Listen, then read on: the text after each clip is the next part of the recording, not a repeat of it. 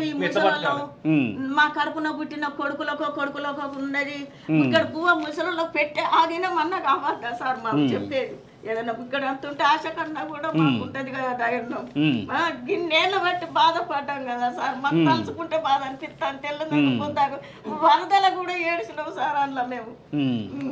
మొత్తానికి బడాబాబులకు కొమ్ము కాసే అధికారులు ఎవరైతే ఉంటారో మొత్తానికైతే కబ్జాకోర్లకు మరి వంతపాడేటటువంటి అధికారులు ఎవరైతే ఉంటారో మరి వాళ్ళు ఖచ్చితంగా మరి ఇటువంటి పేదల కన్నీళ్లను కూడా చూడాల్సినటువంటి అవసరం ఉన్నది.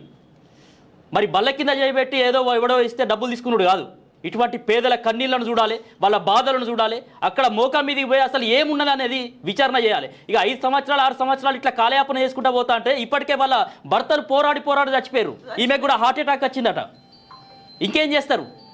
మాకే ఆధారం లేదు సార్, వాళ్ళకి ఆధారం ఉందంటే ఏం లేదు. ఆ గుడిసెళ్ళని ఏదన్నా తాగైనా సత్తామని ముందుకు పెట్టుకున్నాం సరిగ్గా మాకు ఆధారం అయితే లేదు.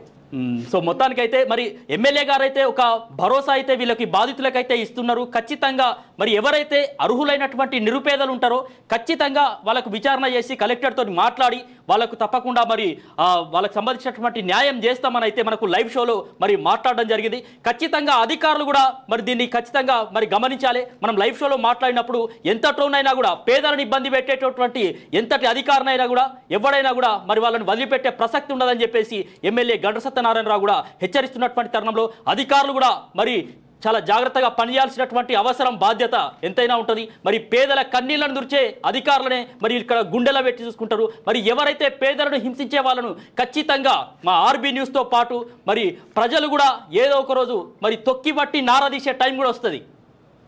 సో అది గమనించాలి ఖచ్చితంగా. మరి పెద్దోళ్ళనే అలా కలిపిరు మట్టిలా ఉండబోతే ఇల్లు లేవు, బతకపోతే స్థలం లేదు, భర్తలు లేరు, ముసలోళ్ళమైనాము చేసి ముసలోళ్ళం. తప్పకుండా మా ఏడవకమ్మ ఖచ్చితంగా ఎమ్మెల్యే గారు చెప్తున్నారు కాబట్టి బాధపడకండి, ఖచ్చితంగా ఒక న్యాయం జరుగుతుందని చెప్పేసి వాళ్ళు చెప్తా ఉన్నారు కాబట్టి ఖచ్చితంగా జరగాలి. మీరు కనుక నిజమైనటువంటి అర్హులే కనుక ఖచ్చితంగా జరగాలని మనం కూడా ఆశిస్తున్నాం. ఖచ్చితంగా thank you so much. RB news కూడా మీ నిరుపేదల పక్షాన ఉంటుంది.